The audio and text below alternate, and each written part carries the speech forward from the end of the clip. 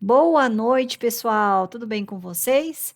E aí, vamos para a revisão de hoje, uma revisão super importante aí com esse padrão que ele deixou hoje. Vocês viram como cada dia é um dia aí no dólar, né? Não dá para a gente ver com viés que vai ser uma perna longa, que deve fazer a volta. Cada dia é um dia. E quem opera o gráfico sabe que tem que aguardar a movimentação acontecer. Hoje eu estava vendo um trader analisando e ele colocou assim no vídeo as possibilidades de o mercado fazer tal movimento. Na época que eu acompanhava esse tipo de análise, eu ficava maluca, porque criava um viés na minha cabeça, né, de que o mercado podia descer, que ele podia subir, a probabilidade era dele fazer algo, né? Então eu ficava assim, muito ansiosa. Hoje, quando a gente olha só o gráfico, eu acredito que fica mais fácil, né? Porque ou você vai, se der o sinal, você vai entrar, se não der, você não vai, você não fica com aquele monte de informação, né, na cabeça. Pessoal, hoje o que que eu falei aqui sobre esse trade que eu peguei aqui? Eu antecipei um trade, tá? E como eu falei, algumas coisas eu vou fazer, não é porque eu vou fazer que vocês eu vou fazer. O que eu ensino aqui para vocês são três tipos de entrada. A que eu fiz hoje, que eu identifiquei, foi ele rejeitou aqui a 80, fazendo um martelo, mas não era para entrar aqui, porque ele não tinha fechado acima da 9, né? Foi uma baita rejeição, mas ele precisa fechar acima da 9. Se tivesse fechado, seria uma ignição bem legal aí para pegar o topo, tá? E aí, o que eu identifiquei? Ele rejeitou, fez um pullback e deixou uma entrada. Mas isso é um trade antecipado, tá bom?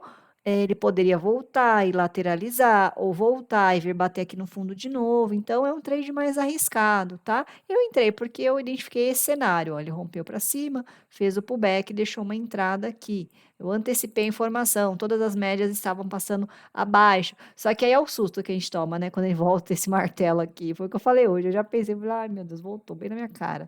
Né? Não deveria ter antecipado, né? Mas ainda bem que foi. E aí, qual era o outro possível trade? Olha só, ele rompe as médias, aí os compradores tentam romper o topo, os vendedores defendem. Fizeram um pullback, ó, fechou acima da VWAP aqui. Talvez, gente, se ele tivesse fechado abaixo da VWAP aqui, ele não ia concluir esse movimento de alta, não. Ele ia fazer um movimento de baixa, tá? Aliás, se você ele fechasse abaixo, é literalmente uma venda aqui, tá? Poderia ter entrado, porque ó, ele já tinha fechado aqui abaixo da 80 também, tá?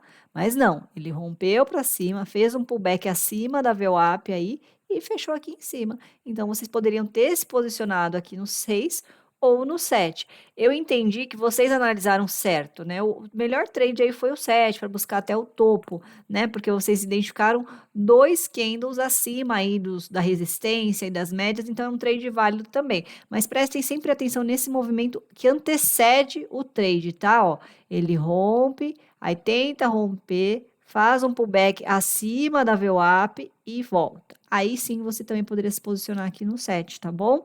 Ia dar uma diferencinha aí de pontos, né? Mas é uma pontuação maior. E aí, o que eu falei também hoje, gente, sobre alvo? Olha o que aconteceu aqui, ó. Ele não passou o topo.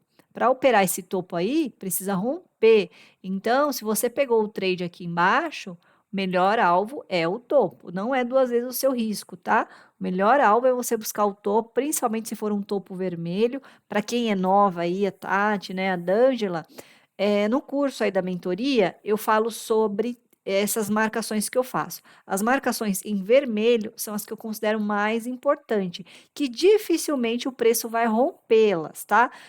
Em preto, ou né, eu até coloco na época eu usava outra cor de gráfico, na época que eu gravei a mentoria, eu falo da amarela. O mercado pode romper. A vermelha é a mais difícil. Já nesse caso aqui, a preta, eu sei que eu posso entrar porque provavelmente ele vai romper. Não quer dizer que é certeza, tá? Mas a vermelha, eu nunca posso projetar um alvo acima dela, porque provavelmente o mercado não vai buscar aquele alvo, tá? Então é mais garantido eu sair com um trade aí nessa resistência, tá bom?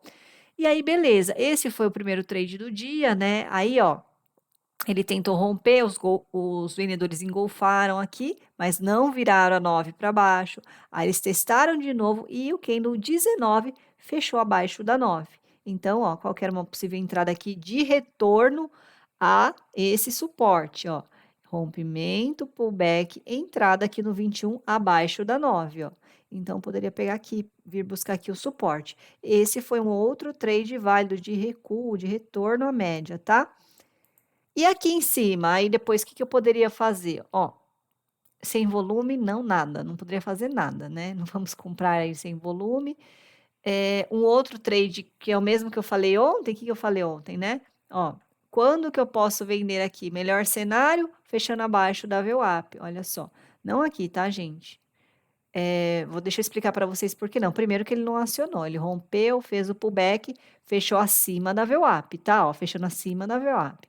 Agora o mercado fechou abaixo da VWAP, ó, abaixo da VWAP, tá? Aqui já era um trade válido para a gente buscar aí 2 vezes o risco, tá bom? Mas, gente, vocês perceberam que o mercado ele está sem volatilidade, né? Ele está dando uma perna e depois ele para, aí fica esse tormento aí a tarde inteira. Mas é só uma fase do mercado, ela vai passar, tá bom, gente? Não mudem o tempo gráfico, não fica olhando outras coisas. Ontem eu estava até falando com um seguidor, que ele já me segue desde o começo da minha página, e ele falou: Ai, Ana, deixei uma época de te seguir, foi para os 5 minutos, só me ferrei. Aí eu falei: a gente tem que acostumar, não adianta você ficar trocando a sua mente toda hora, que fala do efeito platô, né? Você mudar uma informação, ela vai ter que começar tudo de novo. Então, você não pode, eu falei, quando você fica testando uma coisa consistentemente, a sua mente acalma, você começa a acreditar nas operações, você começa a fazer certo, e é uma chave que vocês estão percebendo aí que está virando, né? Vocês estão começando já a entender o operacional. Então, persistam, continuem firme aí nos estudos, que logo essa chave vai ser, a porta vai ser aberta. E aí vocês vão conseguir enxergar facilmente aí as entradas. E aí o que pode acabar atrapalhando são fatores emocionais, né?